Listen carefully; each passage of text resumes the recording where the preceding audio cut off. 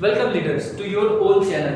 तो हम लोग अपने लास्ट वीडियो तक बहुत सारे वेरियस इक्वेशंस ऑफ लाइन पढ़ लिए थे। लास्ट वीडियो में हम लोगों ने किया था equation of line in slope intercept form, right?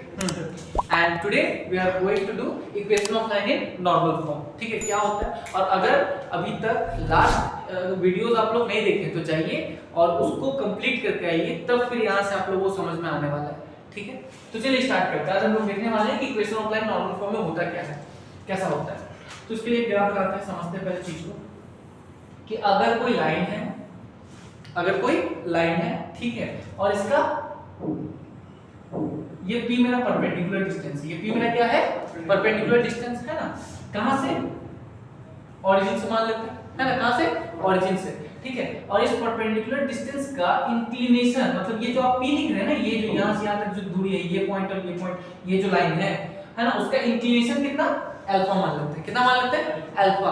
तो इक्वेशन ऑफ दिस लाइन, मतलब ये जो मेरा लाइन है, इसका इक्वेशन क्या बनेगा? ये क्या है मेरा? लाइन।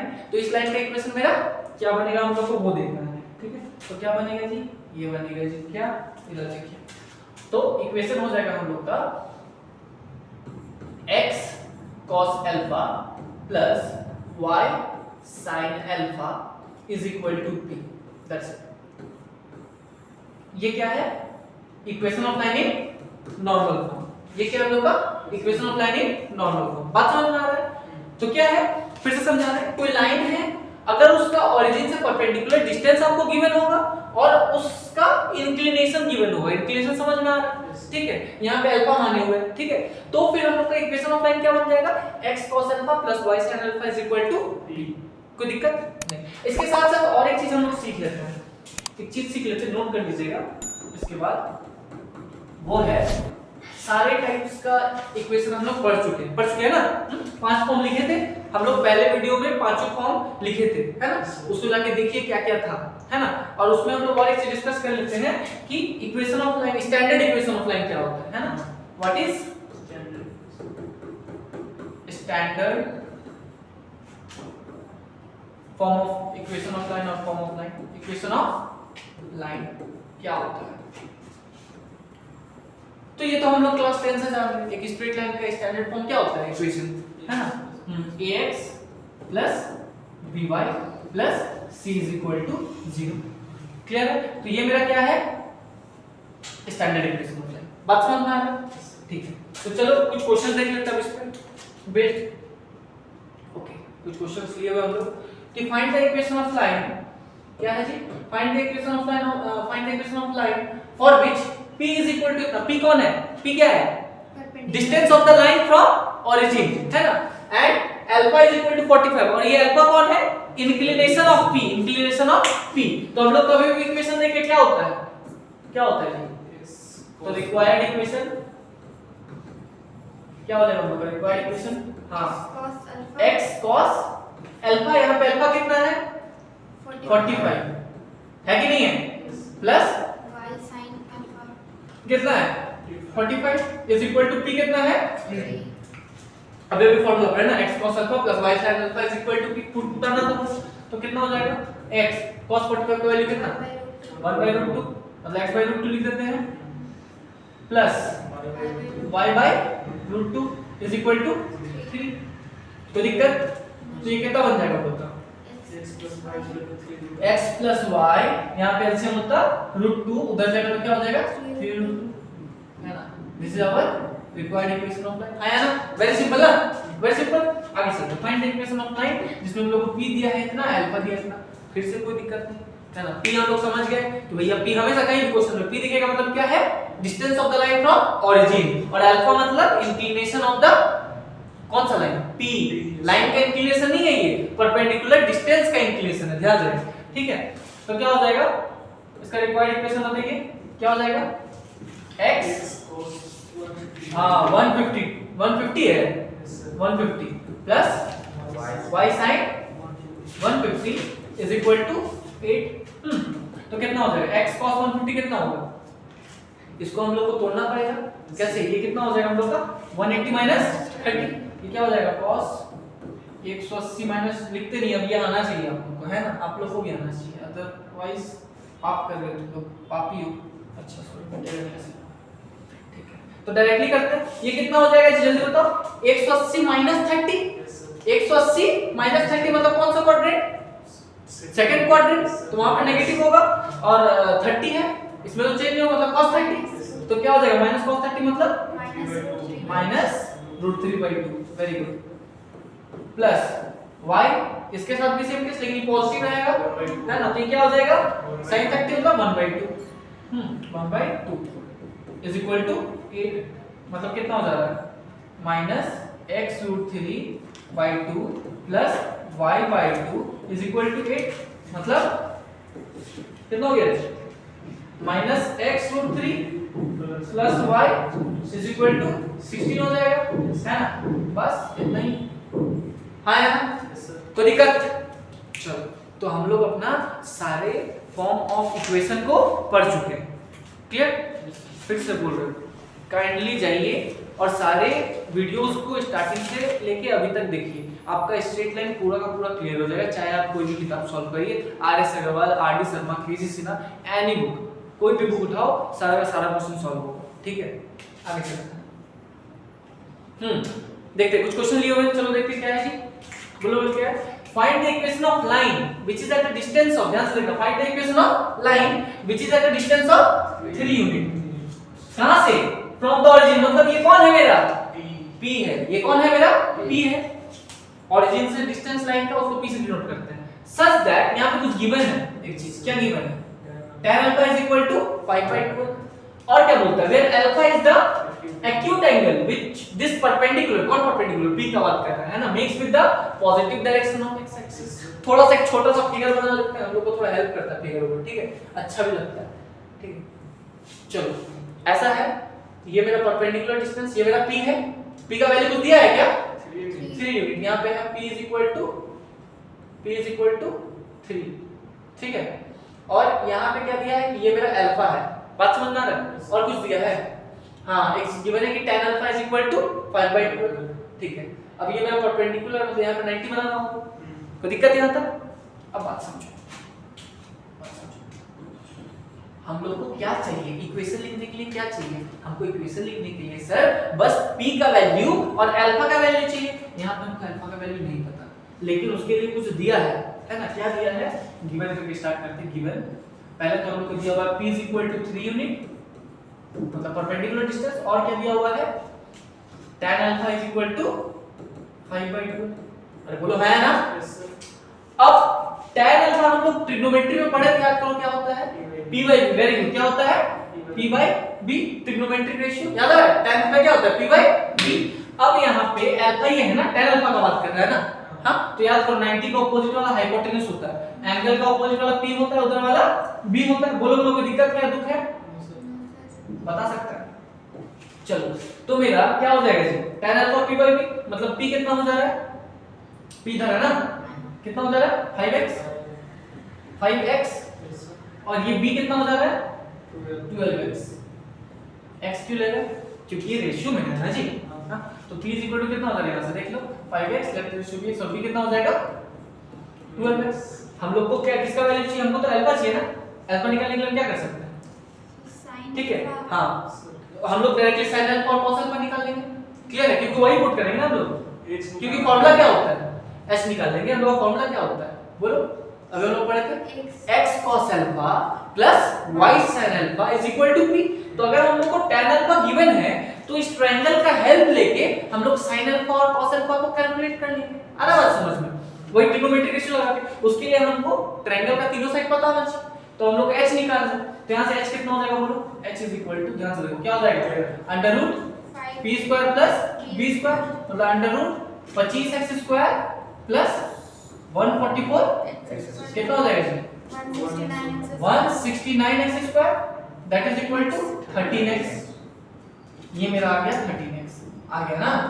अब हम आसानी से sin अल्फा और cos अल्फा निकाल सकते हैं, तो डायरेक्टली अब इक्वेशन लिखते हैं। तो therefore required equation of line, required equation of line क्या हो जाएगा, x cos alpha plus y sin alpha is equal to p।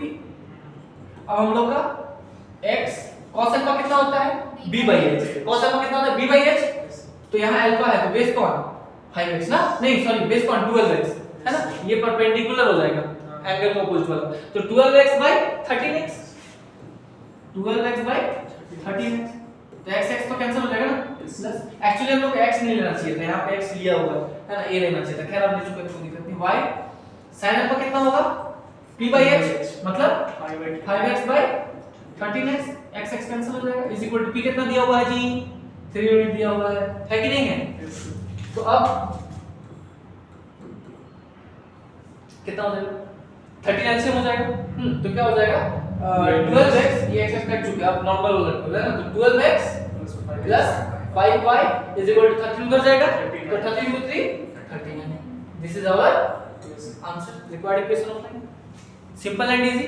तो हम लोग क्या सीखे, equation of line in normal form क्या होता है x cos alpha plus y sin alpha is equal to p, जहां पे अल्फा क्या है p का इंक्लिनेशन, p क्या है perpendicular distance of the line from the origin. चलिए आगे चलते हैं। ओके ये क्या लिखा हुआ है, तो हम लोग वेरियस इक्वेशन तो पढ़ लिए, इसके बाद दो चीज और था, क्या क्या distance of a point from a line, और एक चीज पढ़ना है distance between two parallel line. तो चलो समझते हैं, इसके लिए भी कुछ फिगर ऊपर बना लेते हैं, क्या ही फिगर बना या चलो बना लेते हैं।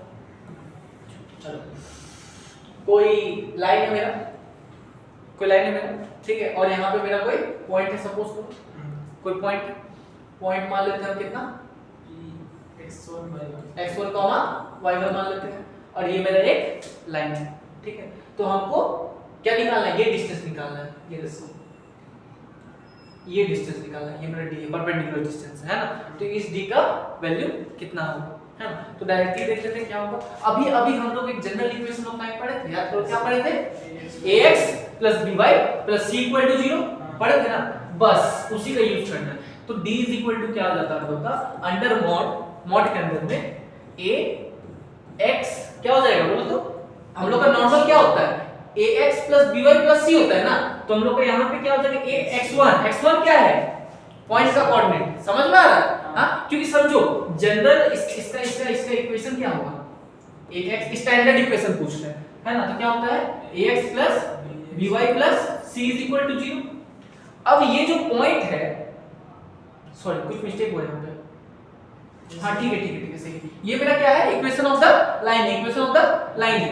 अब हमको निकालना है ये परपेंडिकुलर डिस्टेंस है ना, ये d का वैल्यू, तो क्या होता है d = ax1 + by1 + c divided by √a² + b²। Simple and easy to remember. फिर से बता रहे हैं यहाँ पे x1 y1 क्या है coordinate of the point p, x1 y1 क्या है coordinate of the point p, और a b c क्या है इक्वेशन ऑफ लाइन में x का कोएफिशिएंट y का कोएफिशिएंट एंड कांस्टेंट, याद रहेगा इक्वेशन ऑफ लाइन में x का कोएफिशिएंट y का कोएफिशिएंट और कांस्टेंट। बात क्लियर, ठीक है, इस पे कुछ क्वेश्चंस करेंगे आगे, देखते हैं और कुछ है क्या। हाँ हम लोग क्या पढ़ना था, distance between two parallel line है ना, मतलब अगर दो पैरेलल लाइन है तो उसका क्या डिस्टेंस बनेगा, इस तरह का अगर कोई पैरेलल लाइन है दो है ना, तो उसके बीच का डिस्टेंस क्या होगा, ये d का वैल्यू क्या होगा। अब समझो, याद करो क्लास 10 में पढ़े थे है ना, उसमें क्या होता था पैरेलल लाइन का कंडीशन क्या था, याद करो तो a1/a2 = b1/b2 is not equal to c1/c2, मतलब a1a2 b1b2 बराबर आता था रेशियो है ना, तो इसको हम सेम ले लेते हैं, इसको हम लिख लेते हैं ax + by + c1, और इसको हम लोग क्या ले लेंगे, इसका ax a सेम रख के ध्यान से रखो, a और b सेम रखते हैं, ax + by + c2 0 काहे लिए ऐसा समझ आ रहा है, क्योंकि ये दोनों लाइन कैसा है पैरेलल। अब पैरेलल का कंडीशन में लोग पढ़े थे a1/a2 = b1/b2 होता है, लेकिन c1/c2 इक्वल नहीं होता, क्लियर आ रहा है, याद आ रहा है, तो इसलिए a और b यहाँ पे सेम रखते हैं, ठीक है। तो इस d का फॉर्मूला मेरा क्या बनेगा, बड़ा सिंपल है, d = अंडर क्या हो जाएगा c2 - c1 या फिर c1 - c2 कुछ भी लिखिए, तो हम लिखते हैं c2 - c1, ठीक है, और डिवाइडेड बाय √a² + b²। यहाँ पे a और b दोनों का कोएफिशिएंट सेम ही है ना, बात क्लियर। अगर पैरेलल है तो रेशियो सेम होगा ना, उसको हम हमेशा सेम बना ही लेंगे। बात क्लियर? a और b क्या है? Coefficient of x and y in both the line. और c1 और c2 क्या है? Constant term of line 1 and constant term of line 2। ठीक है, ये फॉर्मूला है। अच्छा, और एक, अगर इसका स्लोप दिया हुआ रहेगा तब भी एक फॉर्मूला है, इफ स्लोप्स आर गिवन, मतलब दोनों पैरेलल लाइन का स्लोप गिवन हुआ, मतलब दोनों पैरेलल लाइन का स्लोप। अब बताओ पैरेलल लाइन का स्लोप कैसा होता है? बराबर। पैरेलल लाइन का स्लोप कैसा होता है? बराबर। तब इक्वेशन ऑफ मतलब डिस्टेंस क्या हो जाता है दोनों पैरेलल लाइन के बीच में? क्या हो जाता है? Under not c2 c1 divide by क्या हो जाता है? 1 m²। बात समझ में आ रहा है? क्या हो जाता है? 1 m²। याद रहेगा ये दोनों, है ना? क्वेश्चंस में देखेंगे कहां यूज होता है। चलो कुछ क्वेश्चंस है क्या हम लोग के पास? हां है। Find the distance of the point इतना फ्रॉम अ लाइन इतना। सिंपल सा है एकदम। ये तो कौन सा अभी जो पढ़े कि distance of a point from a line क्या था? एकदम शॉर्ट से बताओ sir. d is equal formula लिख लो, है ना? d इज इक्वल टू क्या होता है? Under not ax1 by1 c divided by under root a² b²। मतलब कितना? a मेरा कितना है? मतलब कोएफिशिएंट ऑफ x, यहां से खोलो a कितना है? कोएफिशिएंट ऑफ x कितना है जी? 3। स्टैंडर्ड इक्वेशन से मैच करो। 3 x1 क्या है? 4। ये मेरा x1 by 1, ये मेरा क्या है? x1 by 1। और यहां पे ये क्या है मेरा? a, ये क्या है? b, और ये क्या है? c। आया समझ में? बात क्लियर हुआ? ठीक है, तो क्या हो जा रहा है? ax1 था ना, तो 3 4 प्लस b कितना है जी? -4। साइन के साथ बोलेंगे कितना है? -4। तो -4 इनटू कितना? y1 कितना?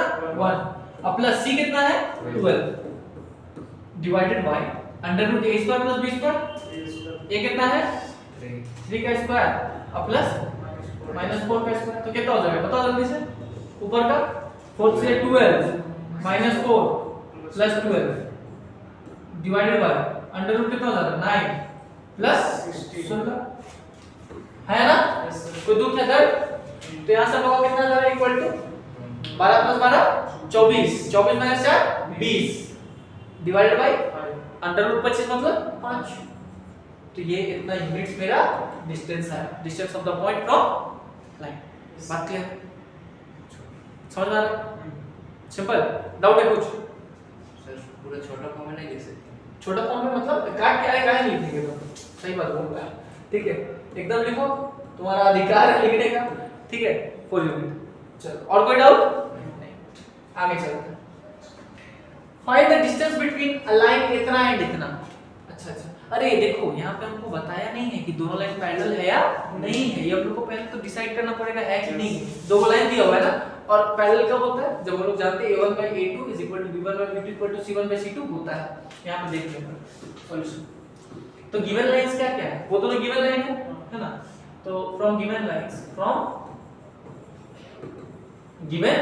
लाइंस दिए हुए लाइंस हम लोग देख सकते हैं कि a1 by a2 कितना है बोलो तो? 3/4 नहीं 3/6 कितना आ रहा है? ठीक है, उसके बाद b1 by b2 कितना आ रहा है? -4 by -8 दैट इज 1/2। और c1 by c2 कितना आ रहा है? 9 by -17 कट वो नहीं करेगा, -9/17। तो हम लोग देख सकते हैं, है ना? This imply a1 by a2 जो है ना, वो ना क्या b1 by b2 के बराबर है, लेकिन c1 by c2 के बराबर नहीं है। मतलब दोनों लाइन एक ही कंडीशन होगी, पैरेलल लाइन का। अब कोइंसिडेंट क्या बोलते थे उसको? कोइंसिडेंट लाइन, जो एक दूसरे के ऊपर चढ़ जाता था। कब होता था? जब c1 by c2 के बराबर आ जाए, याद है? a1 by a2 equal to b1 by a2 equal to c1 by c2। But parallel का क्या कंडीशन था? a1 by a2 equal to b1 by a2 not equal to c1 by c2। वही आ रहा है, तो क्या लिखेंगे? therefore both lines are both lines are parallel। ठीक है, अब हम लोग इक्वेशन कुछ पढ़े हैं, फॉर्मूला डिस्टेंस का क्या पढ़े हैं? d is equal to, तो therefore हमको डिस्टेंस निकालना है ना दोनों के बीच में। therefore d is equal to, दोनों के बीच में डिस्टेंस निकालना है क्योंकि पैरेलल लाइन है। तो क्या होता है? Distance between two parallel line under not c2 c1 by under root a² b²। लेकिन उससे पहले दोनों का a और b सेम होना चाहिए। याद करिए हम लोग जब किए थे उसमें क्या रखे थे? थोड़ा देखो तो, दोनों में क्या रखे थे? कहां गए थे? ये देखो यहाँ पे देखो, इसमें a और b, यहाँ भी a और b, तो दोनों का x का कोएफिशिएंट और y का कोएफिशिएंट क्या बनाना पड़ेगा, सेम बनाना पड़ेगा ना। यहाँ पे बना हुआ है क्या, नहीं बना हुआ है, यहाँ पे नहीं बना हुआ है ना, तो पहले बनाना पड़ेगा। कैसे, तो फ्रॉम गिवन लाइंस हम लोग को यहाँ लिखना चाहिए था, यहीं पे लिख लेते हैं, इसको यहीं पे कन्वर्ट कर देते हैं, ठीक है। चलो देखो, तो ये तो ठीक ही है, इसको कर देते हैं। यहाँ से 3 कॉमन आ जाएगा क्या, नहीं 2 कॉमन आ जाएगा, 2 आ जाएगा ना, तो क्या बचेगा 3x माइनस, फिर से नेगेटिव नहीं है, उससे क्या मतलब है, बाई में चला जाएगा। देखो 2 3 जा 6, 2 4 जा 8 और माइनस 17/2 इज इक्वल टू 0। कोई तो क्या दर्द हो गया ना। हम लोग को मतलब क्या था कि दोनों का a और b सेम हो जाए, देखो कर दिया ना, यहाँ देखो 3 - 4 3 - 4 कर दिया ना। अब हम लोग इस फार्मूला में बैठा सकते हैं, है ना। तो अब बताओ कितना हो जाएगा, c2 कितना -17/2, तो कितना हो जा रहा है -17/2, और उसके बाद -c1 कितना कहां है, है ना, +9, तो मतलब -9 करेंगे, ठीक है, whole divided by under root a square plus b square कितना है 25। हां मतलब ये a और b तो सेम हो गया, 3 का स्क्वायर प्लस -4 का स्क्वायर। बात समझ में आ रहा है, ठीक है। तो कितना हो जाएगा, यहाँ पे ऊपर में एलसीएम हो जाएगा 2 और -17 - 18 under mod divided by root under 25 हो जाएगा, मतलब 5 निकलेगा। कितना हो जाएगा माइनस प्लस, तो कितना -35/2, तो मतलब मॉड लगा हुआ है, तो आएगा तो क्या निकलेगा 35/2 इनटू नीचे 5, तो 7 5 जा 35 इज इक्वल टू 7/2 यूनिट्स। बात क्लियर है, समझ में आ गया। तो हम लोग का पूरा स्ट्रेट लाइन इस सवाल के साथ यहीं पे खत्म हो जाता है, और उम्मीद करते हैं कि आप लोग इन सारे वीडियोस से टोटल क्वेश्चंस को सॉल्व करिए, और डाउट आएगा तो ईमानदारी से बताइए। Thank you.